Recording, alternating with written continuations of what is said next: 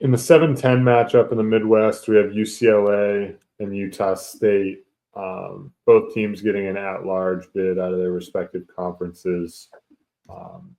This game, quite interesting. I think it's not a game that, to me at least, has a lot of intrigue. I don't really think either team is really going anywhere in terms of the entire tournament. Right, whoever wins this game, I think, ultimately just loses to Tennessee in the second round.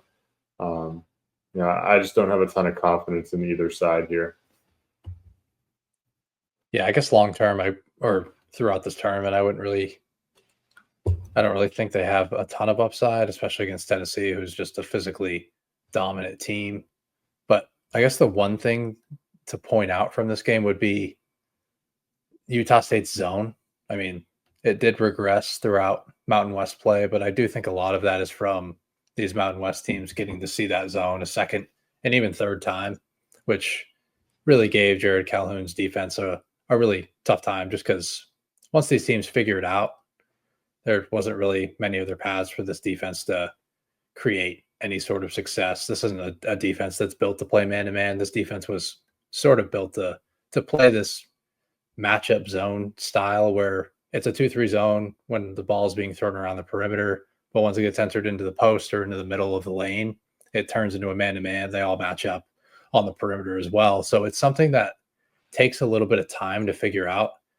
And I don't know if UCLA is going to necessarily be completely prepared for it right away. I feel like it's something that you need to see once or see for 5 to 10 minutes. So I do think Utah State could potentially jump on UCLA to start this game. And Utah State has a really good offense as well. So if UCLA's offense doesn't start off hot, or they're turning the ball over against this weird 2-3 zone and are forced to score on the perimeter, which I don't really trust UCLA to do at a consistent clip, I do think Utah State could start up in this game by 10 or 12 in the first half. So it would just be up to them holding on to the lead late. So my gut says Utah State's going to win this game because I think their defense is undervalued compared to where they're rated right now. They're 152nd at adjusted defense per Torvik, but I mean, at one point in the season, they were like a top 45 to top 50 defense. And that was when everyone was seeing the zone for the first time. Like even like 10 to 12 games in, like there was enough film on this game to be able to see how this zone operated.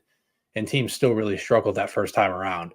So I do think we're in a similar circumstance to where potentially UCLA could struggle against the zone. I mean, the one thing in the back of my mind is like, I think Mick Cronin's offense, or the way he operates offenses, are a little bit more built to have success against zone. I mean, they're in the 77th percentile on synergy against zone.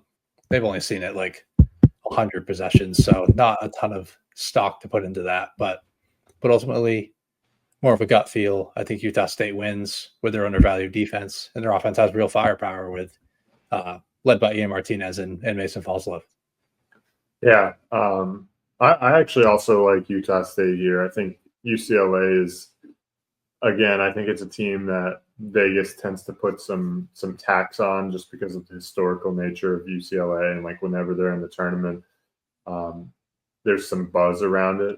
I don't really love this team. I feel like they've regressed as the season has gone on. And in this spot, too, I think that there's some definite advantages for Utah State on the offensive end.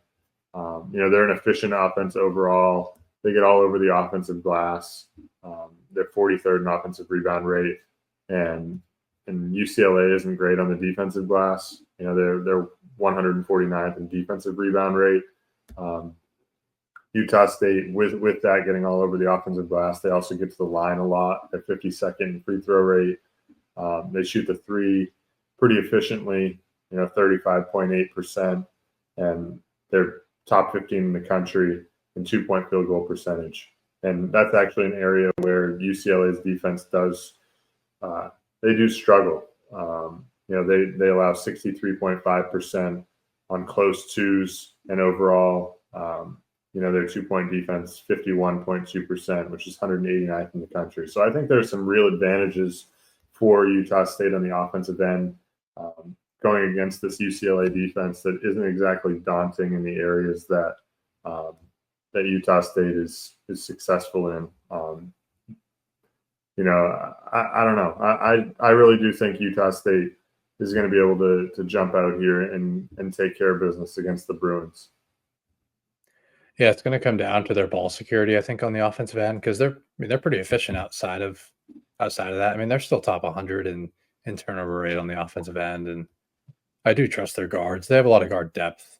Like I said, Martinez and Falslev are great, but they also have like Drake Allen, Dayton Albury off the bench, and they can create value on the offensive glass with Carson Templin and Open Godoretsi, who they get on the glass at a pretty elite rate. Two of the better offensive rebounders in the Mountain West. So, yeah, ultimately, I mean, I do really like Utah State just because of that zone. And this is like it's a top 15 offense in the entire country. And UCLA at times, like this defense is very turnover reliant, although it's a pretty consistent source of defensive efficiency for them. I think I kind of trust Utah State with their guard depth and their ability to throw out 5 ball handlers at all times. I think kind of gives them a leg up in this game. So I expect Utah State to be up in this game early, and then I expect them to keep the lead late.